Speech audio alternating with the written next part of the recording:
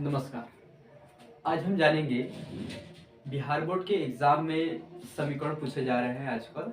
जो दो चर वाले रैखिक समीकरण होता है उसको हल करना रहता है, एक्स वाई का मान ज्ञात करना रहता है, जो एग्जाम में 2 या 5 नंबर में पूछे जाते हैं। ठीक, जो दो चर वाले रैखिक समीकरण होते हैं।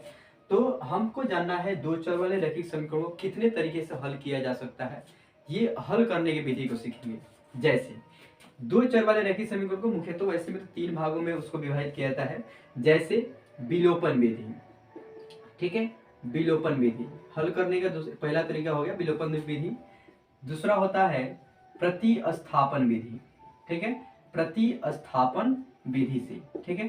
तो यहाँ पे हम आज जानकारी लेंगे कि विलोपन विधि और प्रतिस्थापन विधि अगर एग्जाम में प्रश्न पूछे जाए तो उसको कैसे हल किया जाए, इसके बारे में हम आज जानकारी लेने का प्रयास करेंगे। ठीक है, चलिए तो हम प्रयास करते हैं कि एक समीकरण उठाते हैं और उसको हल करने का प्रयास करेंगे। कैसे हल किया जाएगा, कैसे उसका एक्स वाई का मान ज्ञात किया जाएगा, जिसमें हमारे ये बोर्ड मॉडल प्रश्न है। एकदम निश्चित रूप से ही इस प्रकार के प्रश्न इस साल आएगा तो आएगा, एकदम तय है। चलिए तो हम एक प्रश्न लिखते हैं, दो चर वाले रैखिक समीकरण लिखते हैं और उसको हल करने का प्रयास करेंगे। ठीक है, जैसे मान लीजिए हमको एक प्रश्न दिया गया है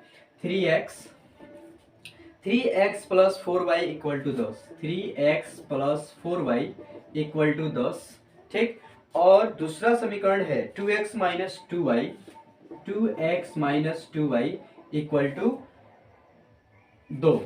इसको हम समीकरण 1 मान लेंगे और इसको हम समीकरण 2 मान लेंगे। ठीक है, देखिए विलोपन विधि में देखना ये रहता है कि इन दोनों में किसी एक का मान बराबर है या फिर नहीं। तो इन दोनों में किसी एक का मान जो है लगभग बराबर करना रहता है। ठीक है, तो इस मान को बराबर करने के लिए हमको किसी भी समीकरण को, जैसे होता है ना कि मतलब कि इस ऊपर नीचे गुणा कराना पड़ता है। ठीक है, जैसे समीकरण 1 के मान बराबर करने के लिए हम इसमें समीकरण 2 से गुणा कराएंगे, समीकरण 2 का मान बराबर करने के लिए समीकरण 3 से गुणा कराएंगे। और यहां पर लिखेंगे कि समीकरण 1 में 2 से तथा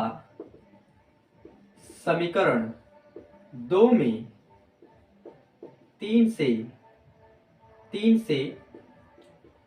गुणा कर घटाने पर। ठीक है, समीकरण 1 में 2 से तथा समीकरण 2 में 3 से गुणा कर घटाने पर, इसमें हम गुणा करेंगे, इसमें इससे गुणा करेंगे। 3 में 3 दूने 6x प्लस 4 में 2 से y से गुणा किए, ये हो गया 4 दूने 8y इक्वल टू 10 दूने 20। ठीक है, इसमें हम इससे गुणा करेंगे 2 तिहाई 6x, ये 2 तिहाई प्लस माइनस के माइनस 2 तिहाई 6y इक्वल टू 3 दूने 6 हो जाएगा। ठीक है, ये चिन्ह बदल दिए, माइनस ये हो गया प्लस में आ गया।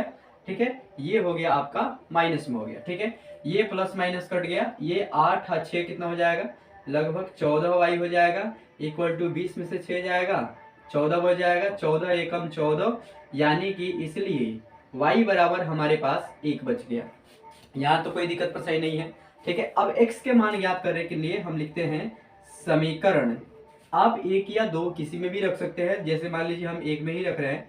समीकरण 1 में y का मान रखने पर, समीकरण 1 में y का मान रखने पर, ठीक है, समीकरण 1 में y का मान रखने पर, तो समीकरण 1 हमारे पास है 3x plus 4y equal to 10। ठीक है, 3x plus 4y equal to 10। तो ये 3x प्लस 4 और y का मान आया है हमारे पास 1 इक्वल टू 10 के 10। ये 3x 4 में 1 से गुणा करेंगे, 4 1 में 4 हो जाएगा।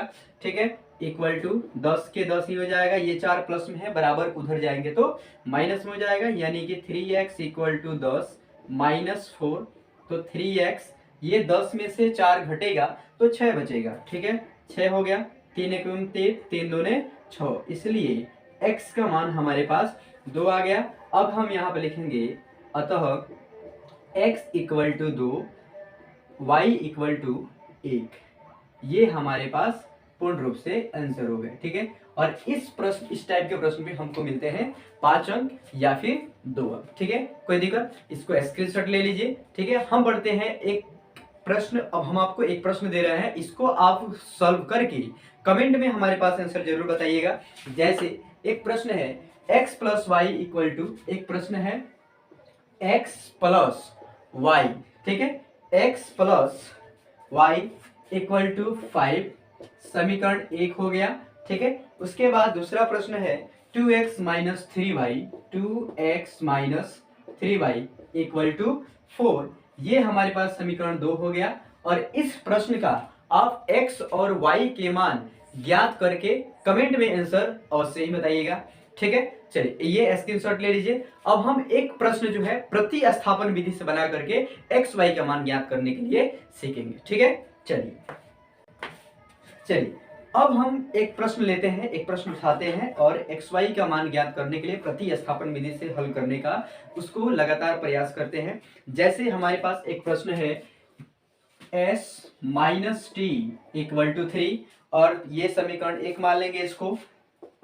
और दूसरे प्रश्न हो गया s by 3 plus t by 2 equal to 6 हो गया, ठीक है। ये हमारे पास समीकरण 2 हो गया, ठीक है। हालांकि इसको समीकरण 2 नहीं मानेंगे, पहले इसको हल कर लिया जाए।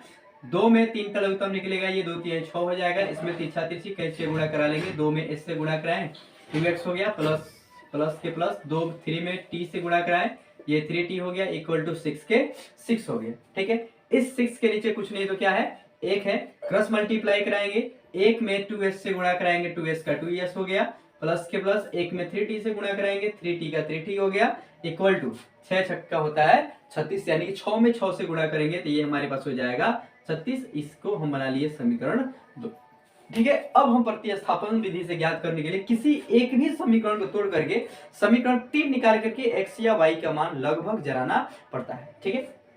तो मान लीजिए हम समीकरण 1 को तोड़ रहे हैं, समीकरण 1 से, ठीक है। समीकरण 1 से, समीकरण 1 है हमारे पास s minus t equal to 3, ठीक है, s minus t equal to 3 है।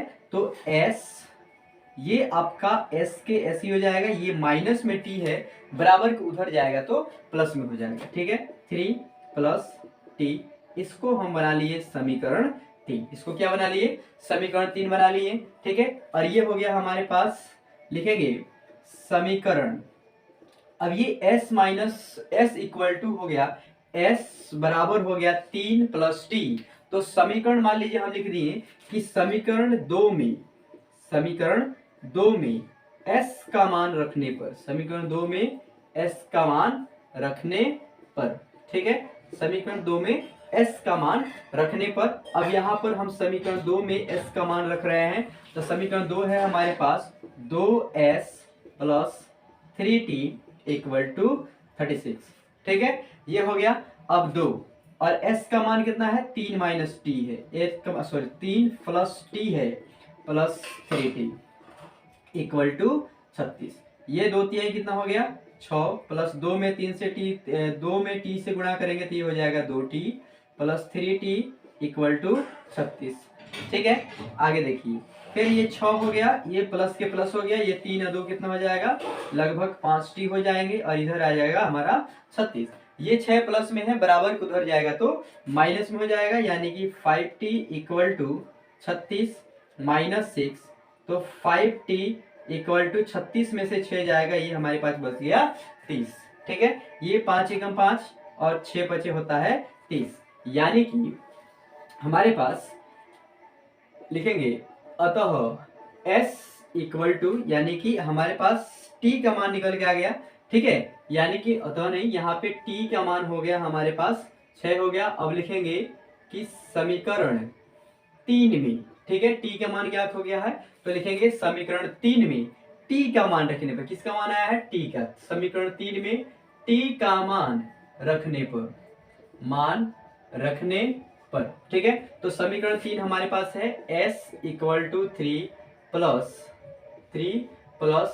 t, तो s इक्वल टू 3 प्लस ये t है, और t की जगह पर कितना रखना है, हमको 6 रखना है, क्योंकि हम कथन में यहाँ पे लिख दिए हैं। तो s इक्वल टू 6 या 3 हो गया हमारे पास 9, ठीक है। अब हम लिखेंगे अतः s equal to 9 and t equal to 6, ये हमारे पास पूर्ण रूप से आंसर होगा। ठीक है, अब आप स्क्रीनशॉट ले लीजिए और इसको बार बार बना बना करके इसको रिपीट कीजिए ताकि आपको पूर्ण रूप से आ जाए और एग्जाम में आपको 2 नंबर अवश्य मिल जाए। ठीक है, अब हम एक आपको प्रश्न दे रहे हैं जिसको आप हल करके हमें कमेंट में x और y का मान ज्ञात कीजिएगा। किस विधि से? प्रतिस्थापन विधि से। ये कौन सा विधि है भैया? प्रतिस्थापन विधि है। ठीक है, ये हमारे पास प्रतिस्थापन विधि से हम इसको हल किए हैं और वैसा ही आपको भी प्रतिस्थापन विधि से समीकरण को हल करके हमको दिखाना है। ठीक है, जैसे देखिए समीकरण 1 है हमारे पास x minus y equal to 26, समीकरण 1 हो गया, और x इक्वल टू 3y जो समीकरण हमारे पास 2 हो गया। ठीक है, और इसका x और y का मान ज्ञात करके हमें कमेंट में जरूर ही बताइएगा। आज के लिए इतना ही, धन्यवाद। और ज्यादा से ज्यादा हमारे वीडियो को शेयर कीजिए, लाइक कीजिए, कमेंट कीजिए और सब्सक्राइब करना और सही नहीं बोले, क्योंकि आप सब्सक्राइब कीजिएगा तो हमारी हुनर बढ़ेगी और इससे भी अधिक से अधिक हम वीडियो बनाने का प्रयास करेंगे। जय हिंद।